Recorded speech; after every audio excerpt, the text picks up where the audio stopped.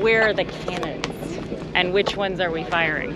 That's me during a 9-day voyage that should have only been a 5-day voyage aboard a tall ship. This video also has a timing problem where it was supposed to be out a couple weeks ago, but I screwed up the audio on that. But here it is finally.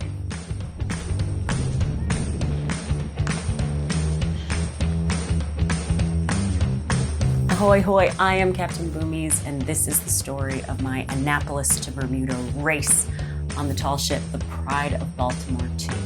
There's some ups, there's some downs, there's a whole lot of sideways, but that's because it's a sailboat and they're designed to do that. All right, this kind of happened during my off watch, so I gotta go put pants on. Yeah! Pants! Pride of Baltimore is a replica of an 1812 era Baltimore-built clipper ship. Crazy fast, they were outrunning British blockades, they're very cool ships, and I probably have to make a whole other video just about the history of Baltimore and shipbuilding and kicking serious butt on the water. But in the meantime, let me just show you this very sexy boat.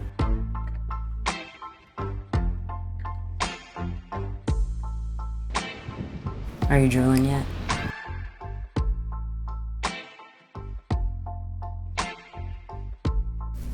She's a completely gorgeous vessel. So let's see where I'm gonna be living for a few days during the race.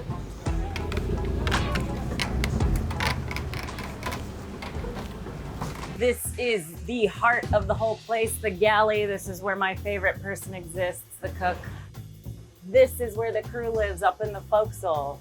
This is a guest cabin. This is a guest cabin. This is my cabin. Like I said, we're spoiled. Full shower. There's a water maker in there, so I could actually take one if I wanted. And then the awful part. There's a head. Engine room.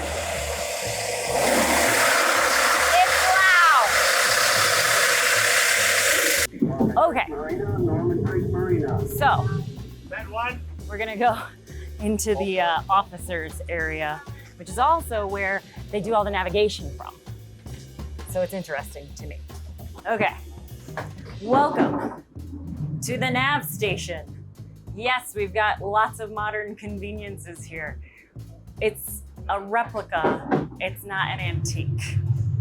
Officers' cabins, officers' cabins, officers' cabins, and remember, the engine room. The Annapolis to Bermuda race is about 700 nautical miles, and the record holder for this race did it in just under 3 days. So that means doing the entire run at about 10 knots the entire time, which is pretty hard to do for a sailboat. And the wind and waves would have to cooperate with you the whole way. The day before the race, Captain Jeff and I talked about the weather. This is Captain Jeff, longtime friend, amazing sailor, just epic human in general, and I love him very much, but I refuse to be shorter than him. Yeah, you're standing on a box, which is clever. But I also brought him here because I need to ask him a question about the weather that I see coming. There is a tropical depression.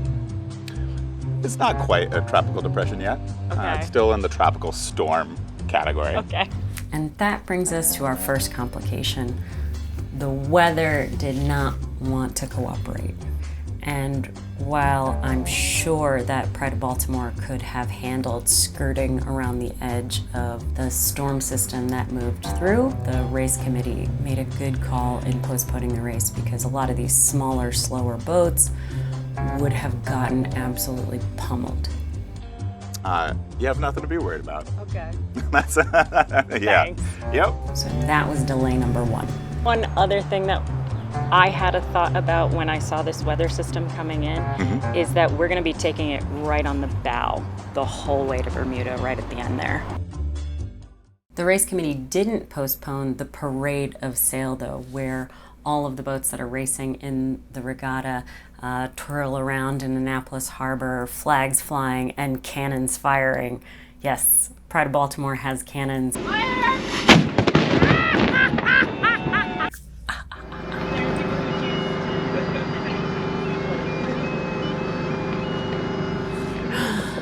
Plus, I had to put on my fabulous parade outfit. A little tight. Here's the crew's reaction to my parade outfit. What? That's a jacket right there. What?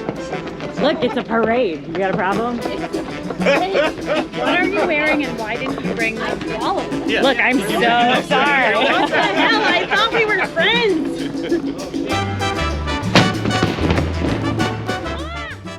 It was 19 souls aboard, 2 captains, not including me, 11 paid crew, and 6 guest crew. That does include me and my husband. How did you know where to go for that line? They stay on the cannon. It's coming back to me. My husband is ex-Pride of Baltimore crew. Yeah. Also, I watched him set it, so. And Jeff told me twice. What'd I say now? He was their ship's engineer some 15 plus years ago. And he actually served with Captain Jeff back when Captain Jeff was shiny baby deckhand Jeff. Don't you just want to eat him up? Some notes on being guest crew. So Pride of Baltimore always calls you guest crew. And they never just call you a guest, because they expect you to stand watches and haul lines and do a lot of the work that crew does, because it takes a lot of bodies to handle all of those manual sails. There's a lot of sails on this boat, and everything is done with manpower, so you need all the bodies you can get. We fired cannons and then dropped anchor. Crew just got yelled at for having their day marker up too high. Too high now. That thing up there, it's called a day shape. Uh-oh. Have you done a video on Coast Guard hitches yet? Most of my clients only need to know a cleat hitch, and that's really it. Not even a bowline? You know, Yeah. bowline, you don't even need a cleat hitch. Ah, poo. Poo-poo-ba-doo. You just tie it right through the middle. Yeah, it's the only knot worth knowing. If you're gonna know one knot, that's the one to know. I'm gonna have to make a bowling video now. Ugh. Well, we all know your favorite.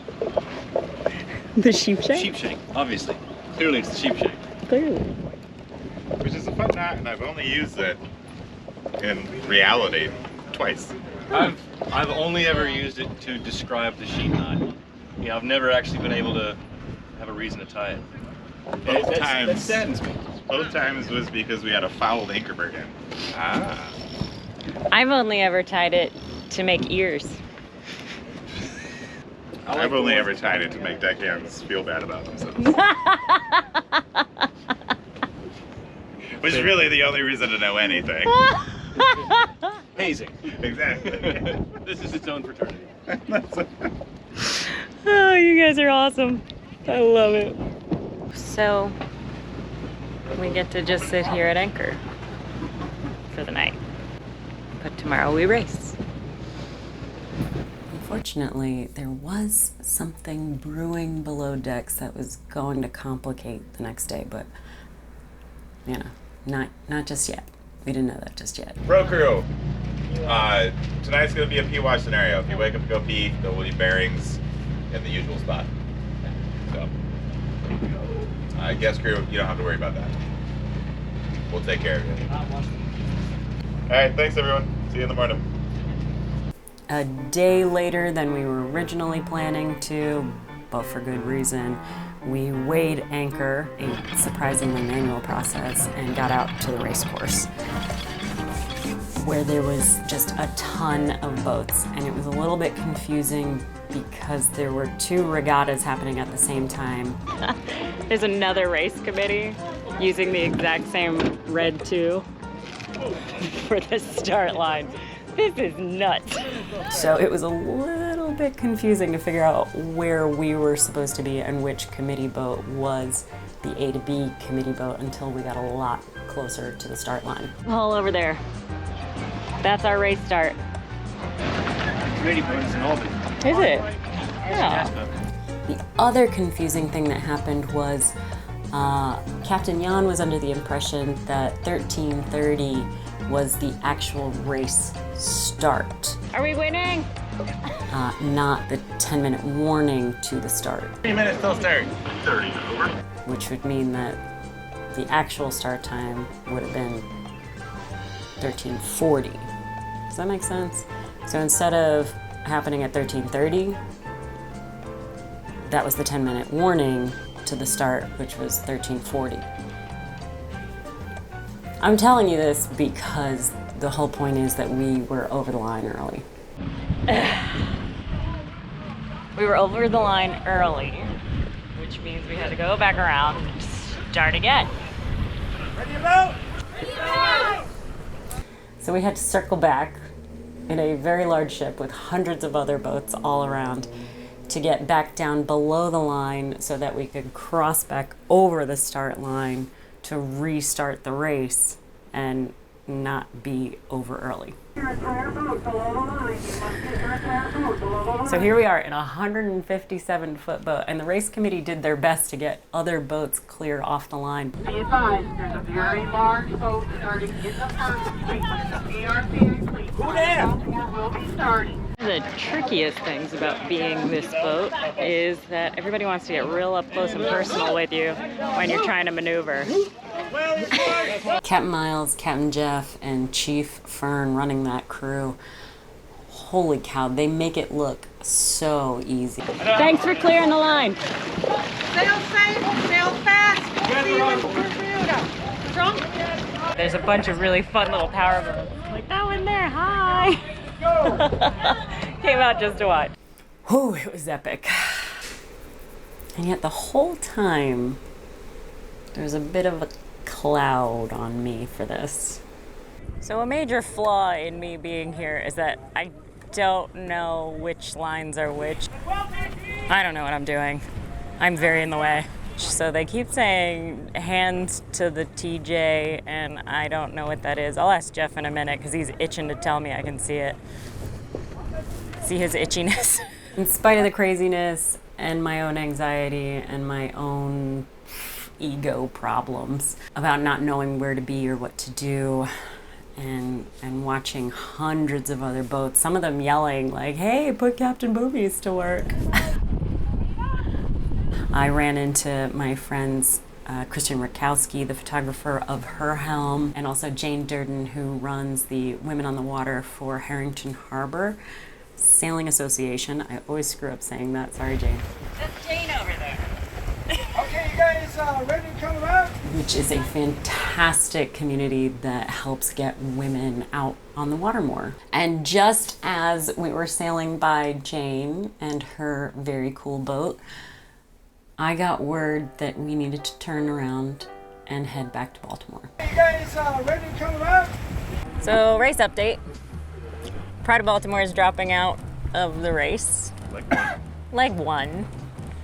Which I don't really know what that means, but I'll figure that out later. We've internally decided to segment the race into bits and pieces. So this is unique to us and only exists in our own mind at this point. But we're going to try and foist it upon the race committee. And I made a funny little video about why we were turning back to Baltimore. Because I forgot my hat. I think I left my windows down. That video was cute and all, but the real reason we had to turn back was a refrigeration problem. They won't have food if they don't take care of this refrigeration problem. This is the very start of Pride of Baltimore's season. She was going to be going to Bermuda and then off to Canada, and not like a normal part of Canada, like a really remote part of Canada. So rather than screw up Pride of Baltimore's whole summer sailing season by making them go to Bermuda and maybe or maybe not being able to fix the problem while in a foreign port where everything is so much more expensive and they're on a non-profit budget, we turned around and went back to Baltimore to make the repairs. I totally understand. And really, I'm mostly having fun driving this boat. They just put up like this crazy other sail. And the second it was set, I felt the whole boat take off. It's awesome. I picked up a whole knot It's crazy. We sailed back up the bay and the crew worked through the night and the next morning. At least we got to go sailing. And it was good sailing. Meanwhile, I sat there just stressing about whether or not I should cancel my hotel in Bermuda and my flights and everything else. But then I got good news. What's happening? We're leaving. We're going to the exotic land of the Rusty Scupper. We have so much shit on board that we need to get off. With a quick stop at the Rusty Scupper for fuel that we had burned on the way back up to Baltimore, we hit the fuel dock and then we got out of there. Fortunately for us, the race committee did say that we could pick up the race further down the bay. So, woohoo, Bermuda, here we go. Man, I wish that was all of the complications, but next up, we're gonna get brutalized in the Atlantic Ocean a little bit.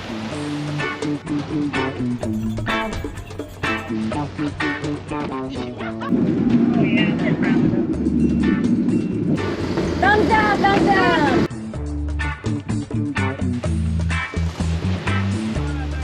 All those adventures are in the next video, so please like, subscribe, send this video to all of your friends and have them subscribe so that I can feel validated as a content creator. I'm really a boat captain first. This content creation stuff is way hard, so any attaboys you can give me in the form of comments and subscribes is super, super, super appreciated. It feels really pathetic, but like, it means so much every time I get one of those little pings. It's like, you got a new subscriber. And I'm like, oh my God, somebody else cares. So thank you. I just wanted you to know that this is the most captainly I have ever felt. Appreciate that. Well, on my side, support. Wish you a great night.